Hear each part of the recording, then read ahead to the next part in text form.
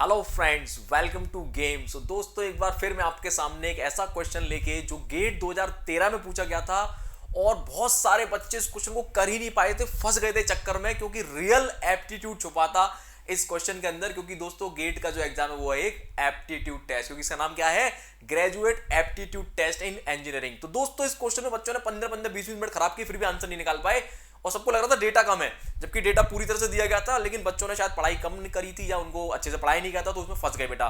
तो दोस्तों देखो गेट में कैसे 4 नंबर लुटाए थे गेट के एग्जाम में। 4 मार्क्स का क्वेश्चन है। देखो क्या है इसमें, बोल रहा है कि in orthogonal turning a bar of 100 mm diameter with the feed rate of 0.25 mm per revolution, depth of cut 4 mm, cutting velocity 90 meter per minute, it is observed that, यो यहां पे सारा खेल है, it is observed that the main cutting force is perpendicular to the friction force। क्या बोल रहा है कि जो हमारा मेन कटिंग फोर्स है वो परपेंडिकुलर टू फ्रिक्शन फोर्स है at the tool chip interface. What is the main tangential cutting force is this. क्या है tangential force is this. 1500 Newton का आपको टेंजेंशियल फोर्स दिया गया। पूछ क्या रहा बताता हूं आपको मैं। पूछ रहा है दोस्तों ये कि orthogonal rake angle of the cutting tool कितना है, और दूसरा पार्ट पूछ रहा है the normal force acting the tool chip interface. तो यानी 2-2 मार्क्स के 2 क्वेश्चन इसने पूछे, डेटा आपको दे दिया गया। अब बहुत सारे बच्चे इसमें लग गए भैया 15-15 20 मिनट खराब कर दिए, लेकिन क्वेश्चन ही सॉल्व नहीं हुआ।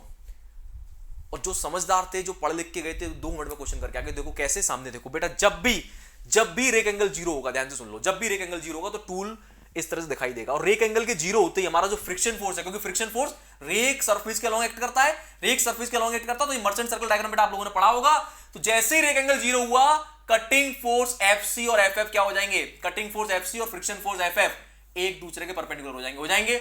सिमिलरली अब इसके ठीक नॉर्मल में एक्ट करता है, इसके ठीक परपेंडिकुलर एक्ट करता है नॉर्मल फोर्स, और एफसी के परपेंडिकुलर एक्ट करता है थ्रस्ट फोर्स। तो कुल मिला के क्या कंडीशन बनी कि when the rake angle is 0 और म्यू की वैल्यू 1 है। म्यू की वैल्यू 1 का मतलब है जो हमारा कोएफिशिएंट फ्रिक्शन था वो भी अगर 1 है टूल चिप इंटरफेस पे, यानी कि बीटा फ्रिक्शन एंगल की वैल्यू 45 है, तो ये केस बन जाता बेटा क्या कि एफ जो है वो परपेंडिकुलर हो जाता है एफसी के, मतलब कटिंग फोर्स के, और एफटी यानी कि जो थ्रस्ट फोर्स है वो परपेंडिकुलर हो जाता है एन के। इसके अलावा एफसी, एफएफ, एन और एफटी विल फॉर्म स्क्वायर, मतलब ये चारों फोर्स मिलके क्या बनाएंगे कि स्क्वायर बनाएंगे। यानी ये वाला फोर्स इसके बराबर होगा, ये वाला फोर्स इसके बराबर होगा, और इवन चारों फोर्स एक दूसरे के बराबर होंगे, क्योंकि ये एक स्क्वायर है। बात समझ में आ रही है। ये कंडीशन कब बनेगी, जब अल्फा 0 होगा, रेक एंगल 0 होगा, म्यू की वैल्यू 1 होगी। सिमिलरली एक कंडीशन और बनती है कि जब अल्फा 0 हो जाए और म्यू की वैल्यू 1 ना हो, मतलब ये वाला एंगल 45 डिग्री का ना हो। ये वाला एंगल इस केस में 45 था तो स्क्वायर बन रहा था। अब ये एंगल 45 का नहीं हो तो बेटा क्या होगा, ध्यान से देखो, अगेन सेम चीज होगी कि एफ एफ एफ सी के परपेंडिकुलर होगा, एफ टी एन के परपेंडिकुलर, इसलिए मैंने सेम लिख दिया। यहां पे F C, F F, N और F T will form square इस वाले केस में, जब म्यू की वैल्यू 1 है। जब म्यू की वैल्यू 1 नहीं होगी तो बेटा ये चारों फोर्स मिलकर बनाते हैं एक रेक्टेंगल, जो कि क्लियरली दिखाई दे रहा है। एक स्क्वायर के केस में अगर कोई डायगोनल कटेगा तो वो 48 डिग्री एंगल बनाएगा, वी नो दैट। और एक रेक्टेंगल केस में जो डायगोनल होगा 48 डिग्री एंगल नहीं बनाएगा, वी ऑल नो दिस। तो इस केस में क्या बन जाएगा, आमने सामने वाले फोर्स बराबर हो जाएंगे, आमने सामने वाले। पिछले केस में चारों फोर्स बराबर होंगे, इस वाले केस में एफसी बराबर हो जाएगा कैपिटल एन के, और एफटी बराबर हो जाएगा फ्रिक्शन फोर्स के। अब बेटा क्वेश्चन क्या पूछा गया, जल्दी आओ।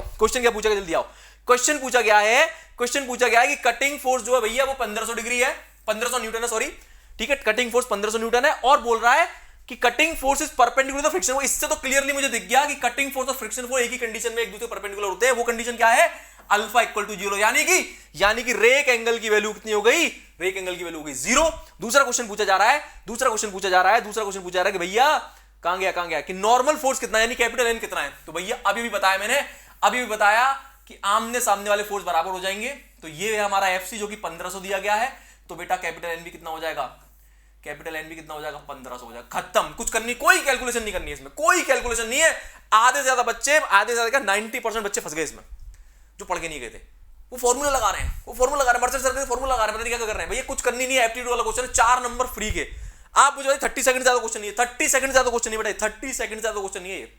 4 नंबर 30 सेकंड मिल गए आपको, बशर्ते आपने चीजों को पढ़ा हो। तो 2 केस बनते हैं बेटा, 0 रेक एंगल केस में, इसको याद रखना।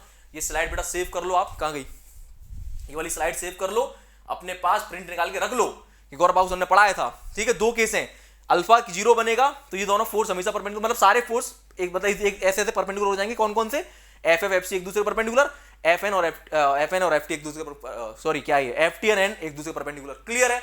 सिमिलरली ये चीज मेंटेन रहेगी यहां भी, और ये चीज मेंटेन रहेगी, लेकिन यहां पे बन रहा था स्क्वायर, यहां बनेगा रेक्टेंगल, इसमें चारों फोर्स एक दूसरे के बराबर होंगे, और जब म्यू की वैल्यू 1 नहीं होगी तो आमने सामने वाले बराबर होंगे, खत्म।